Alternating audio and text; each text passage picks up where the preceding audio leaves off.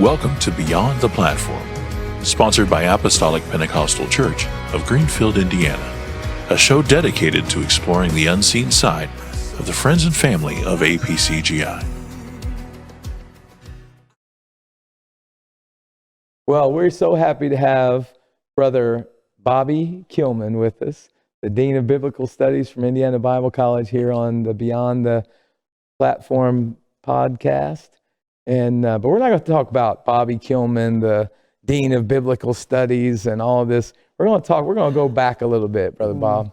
And where was your initial experience with going to an apostolic church? Do you remember? Yeah, I mean, I don't ever remember not being in an apostolic church. I cut my teeth on the pew. So I grew up going to church. I remember having seven kids. My mom and dad. I was left at church a couple times, and the first time's like terrifying. Second time was awesome because I got to go play the drums. Brother White came over like, "Who's in the church?" Oh, I need to call my parents. And who was your first pastor? So my first pastor was Pastor O.D. White. Okay, Sister White. Yeah, she was a lady pastor out of Christ Temple, and started the church there on 701 East McCarty, right in the shadow of Calvary Tabernacle of all things. We thought that was big time. I mean, Brother Urshan used to come over, Brother Larson come over and preach for us. We thought that was amazing. Oh, yeah. There was big UPC preachers coming and preaching for us. Oh, yeah. And at one point, Brother Urshan just about had my pastor talked into joining the UPC. And we were going to Fortville and the camps there, and that's where a lot of my brothers and sisters, older brothers and sisters, went. So we had a great interaction with them. They were very kind to us. Now, I know you are from a very large family. How many? You said 7? Yeah, so I have 5 sisters and an older brother. Yeah. Yeah. So what was it like being a Killmon? Oh, God. Or what is it like, maybe I should say, because you're still a Killmon, but as a kid, because I remember one time you were packing to go to camp, and you had everything packed in to come preach at our camp. And I said something about, "Man, brother, you know how to pack a car." And you said, "Well, look, brother, I grew up," and you started to tell about how your mom and dad would pack all you guys up to go preach and to do different things. So I know you've spent a lot of time out on the road preaching with mom and dad and different things. But what was it like being a kid and being a Killmon? I loved it. I guess I look back, I didn't know that we were missing anything. It's just fascinating looking back at where we were at. But I grew up very privileged. My parents were heavily involved in ministry and church. So I think I started playing the drums when I was 9.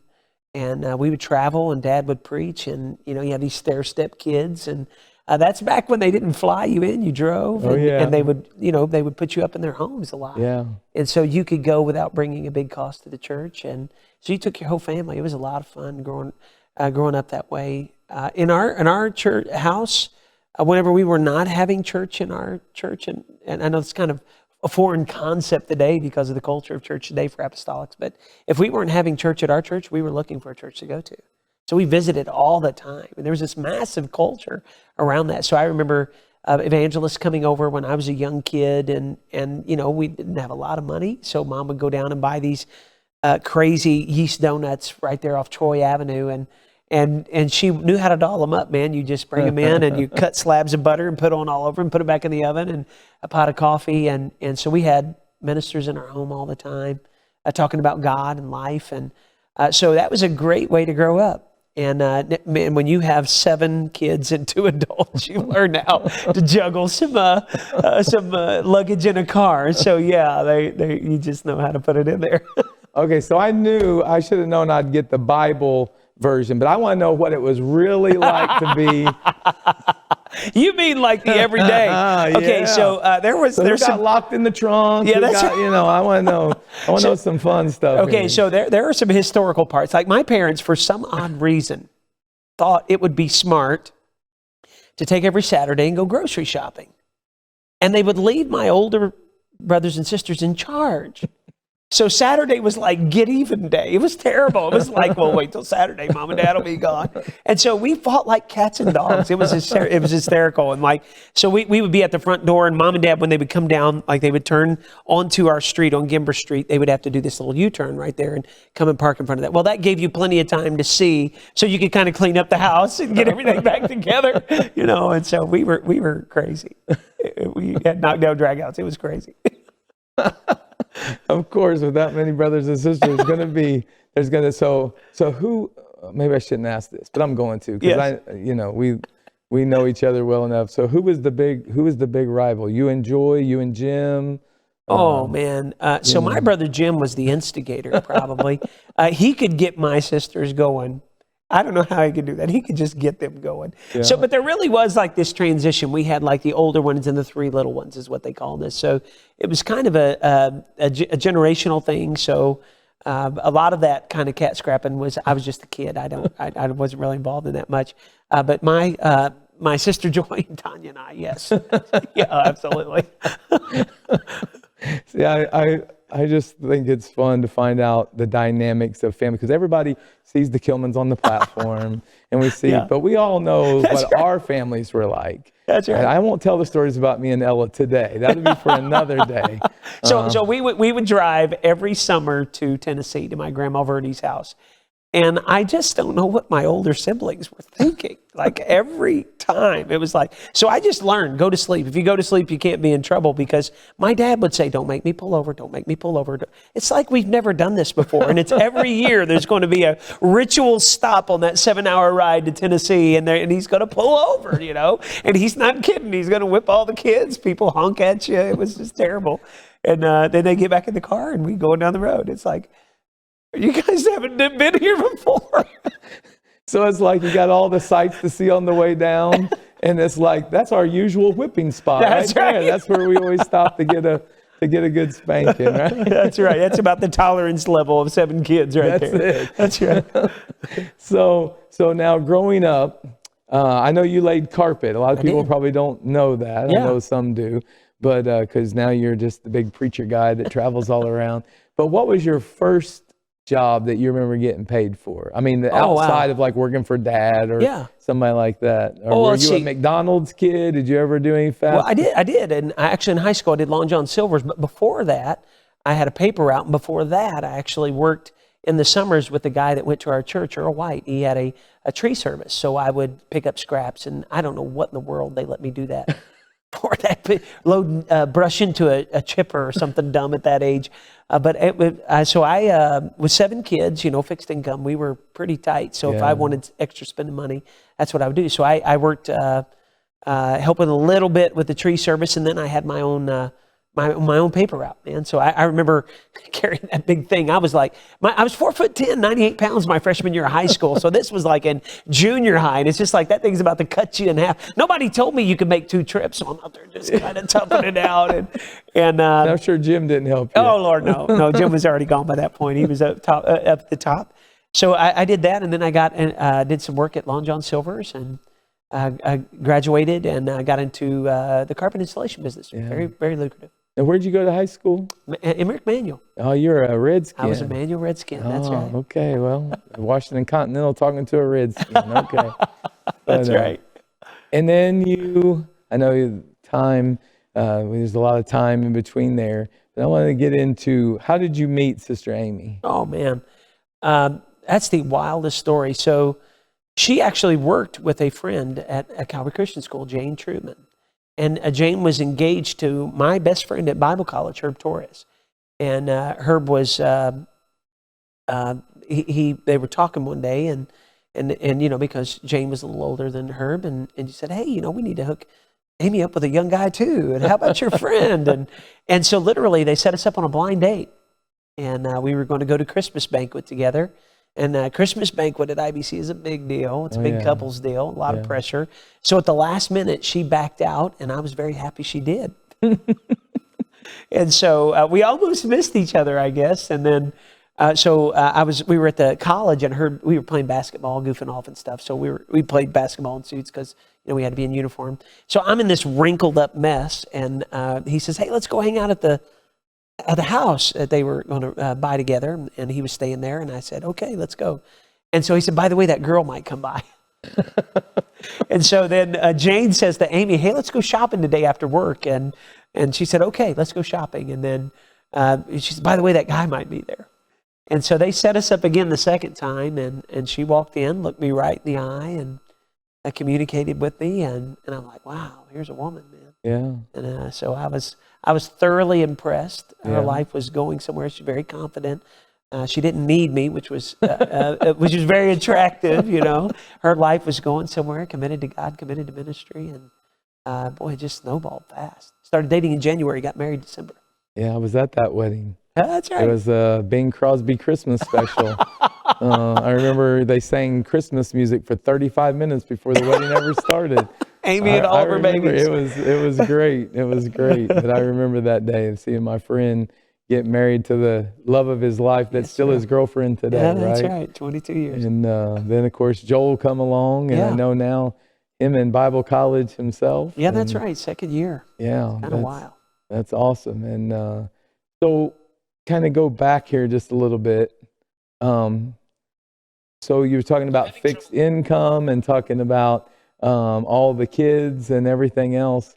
What were the holidays like at the Killmons, and what are they like today with all of the kids now having kids, and some even having grandkids? Great grandkids, yeah, that's right. So it was pell-mell, it was loud. Think of like the loudest Italian family you can find, shake it up a little bit. And that was the Killmon household. My mom was, I just didn't know that we were on the lower income. I don't know how she did that with 7 kids. She would start in like July, and she just stashed little presents. So I don't remember ever being at a place where we didn't celebrate big. And man, mom just loved to do big Christmas. So it was a lot of fun. It's her favorite time of the year. And my favorite time of the year. And as kids begin to go out, it become a little more richer because mom would I would decorate the house with her. That was our thing to do together. I would drag out all the decorations, and I had a blast doing that. I loved my mama. And so that was when she was happy, and probably the most of the year. And so that was a tremendous thing to be a part of.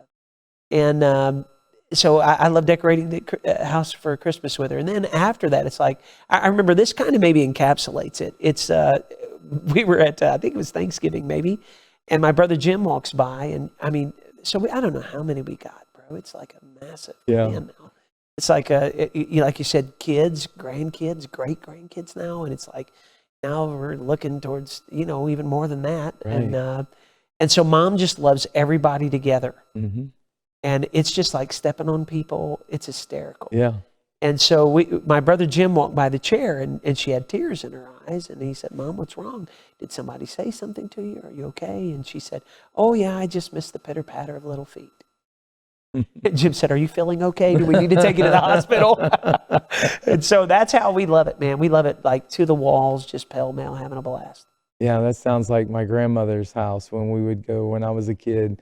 That little house, I promise you, like you were saying, shake it up, you're talking about Italians, but it was all a bunch of, like your family, a bunch of down-home That's right. Southern people. And I remember one time this knock on the door, and it was this girl and a little boy, and I had no idea who they were. It turned out it was a friend of one of my cousins that he was seeing at the time, and and I thought, I let her in the house. I had no idea who she was, but I figured if she was crazy enough to come in there with the rest of them, then she could come on in. So, that's right. So it's funny, we talk sometimes, and it's like we weren't raised up in the same family, but in a lot of ways we were. That's right. And our families have known each other for so long. Right. I've known the Killmons forever. Matter of fact, I call your mom Mama Killmon. I don't call her Sister Killmon most of the time. And what a phenomenal upbringing to have her and your dad as parents, to be able to pattern, if you will, your life and some of your ministry. Oh yeah. I hear you and Joy, especially. I hear a lot of your parents in your ministry and the things that you do. And I just have always loved Mom and Dad Killmon, and of course your brothers and sisters. They're just like family to us. I just saw one of the sisters the other day, and I don't want to say the wrong name, and she just hugged us, and we just appreciate them so much. Well, Brother Mooney said something to me, probably one of the last bits of advice he gave me as my actual pastor before he retired, of course. He said to me, we were talking about a good friend of mine that I love. He's it's kind of a little challenging situation. I said, Brother Mooney, he's got some people he's listening to. He's got some notoriety. He's been on some platforms. He's listening to some odd voices, in my opinion. And so we talked a little bit, and Brother Mooney was hoping to get some time alone with him to kind of pull him aside and see if he could have some influence with him. And then he said something to me, Joe. He said, Brother Killmon, just stay with what you were raised with. Yeah. And he said, I don't even mean Calvary Tabernacle. Right. He said, I mean your mom and dad. Yeah. Just that simple faith, that committed kind of everyday life in shoe leather, just serving God. If I could say one thing about my parents, I mean, they were not perfect people at all, but they gave their life to the Lord and church, and just took us kids. We all fell in love with it. And I don't have any resentment to the church. I don't know how my parents pulled that off. To be candid, they were involved in church all the time. All the time. And it was just our life, and it was a joy. Yeah. Yeah. So, not to keep you too much longer, I'm going to ask you a couple of little quick questions here. This one might not be a quick answer because I kind of know a little bit about you, so I figure I might know a little bit of your answer here. If Bobby Killmon, I know besides going to a service or speaking, if Bobby Killmon has a perfect day, what is Bobby Killmon's perfect day? Oh, that's very easy. That's me and my wife and my son somewhere in a beautiful bit of God's country. Like we've been fortunate to travel, and the Lord's provided some opportunities with that, like being in the Redwood Forest in California, walking with my son up to El Capitan, walking by a huge swath of about 30-foot wide purple lilacs up to this massive mountain, talking about God and life. And that's usually when he opens up to me. And we have those Deuteronomy 6 moments. And just having downtime with them, like in beautiful country, trails. We can be in a museum somewhere. We took a vacation to Springfield, Illinois, saw the Lincoln sites, then went up to Kansas City, saw the World War I Museum, which is one of the most amazing museums I've ever been in. Yeah. And then driving back home, just by happenstance, happened to pull off to get gas, and there was the National Winston Churchill Museum. Who knew we even had that, right? And so Joel loves that kind of stuff. I love that kind of stuff. Amy tolerates us mostly. And she, of course, loves history. She accidentally got a history major. She was working on a math endorsement, but she, not a history major, but a history endorsement as well. She just fell in love with a guy over at IUPUI that taught history. So that's kind of what we love, downtime together as a family in beautiful settings. Wow, and there wasn't a book involved. I thought for sure there'd be a book mentioned somewhere. No. But, all right, so I know you have some situations with allergies and things like that, but these real deep questions here for the last couple. Yeah. What's your guilty snack pleasure? Oh, you mean before the allergies? Anytime. Okay, right now it's like Skittles and sour gummy worms. The best sour gummy worms in the world are Albanese. Okay. And so Albanese doesn't just coat the outside, they mix it with the gummy so it's sour all the way through. It's amazing. Okay. If you like sour. Or like going through Sonic and getting their green apple slushy with Nerds. Okay. Amy hates it. She's like, I'm over there, I'm like, this is the most amazing slushy I've ever. She said, can I have it? She's like, oh, this is horrible. This is the worst thing in the world. So, well, you never have to share that. That's right. So that is a wonderful little thing. So before that, of course, I miss pecan pie. Yeah. I miss pecan pie. So any of the IBC kids that may be watching or listening, if you want to get on Dean Killmon's good side, Skittles, and an apple slushy from Sonic with Nerds in it, right? That's right. That's That'll get them a better grade, maybe. I don't know, but it'll test my ethics. Well, I'm going to give you just a couple minutes here to share, if you will.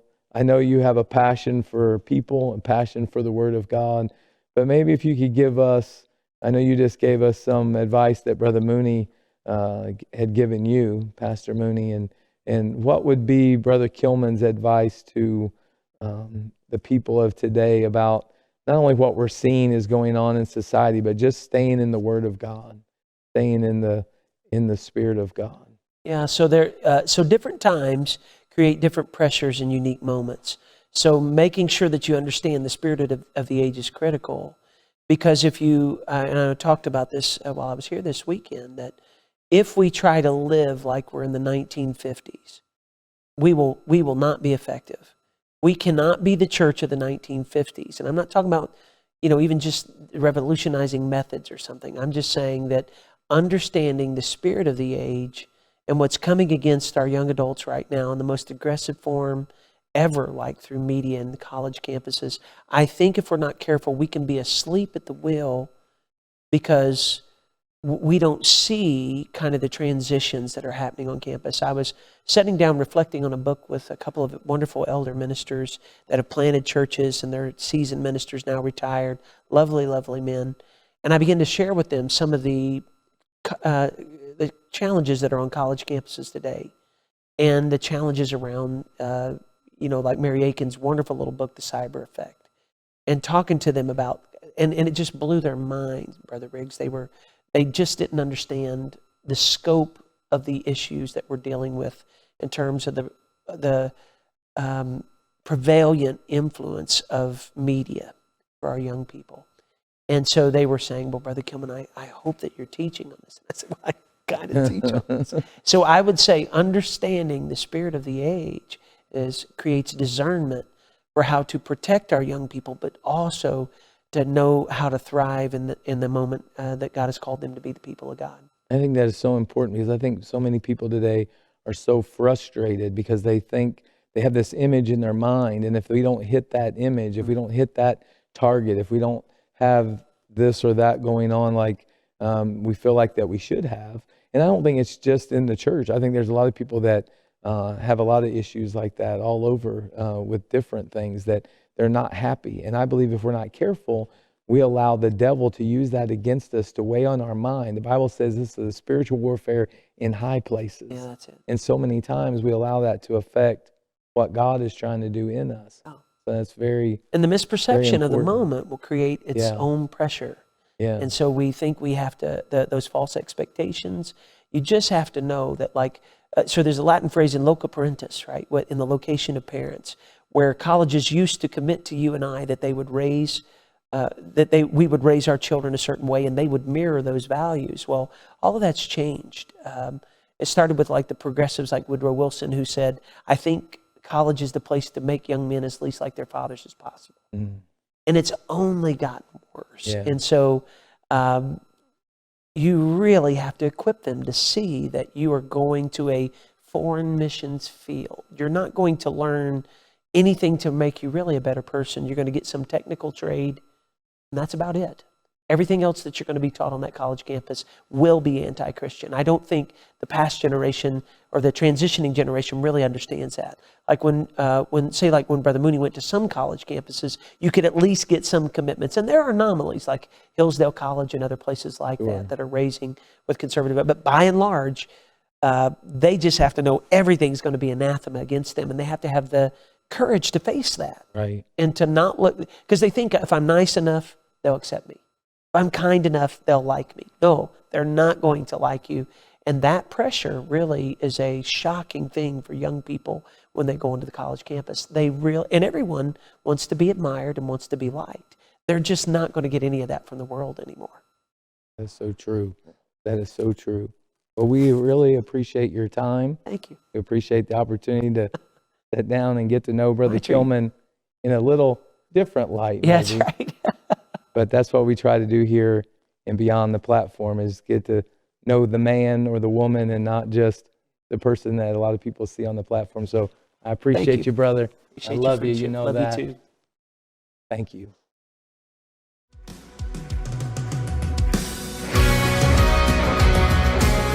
Thank you for joining us beyond the platform.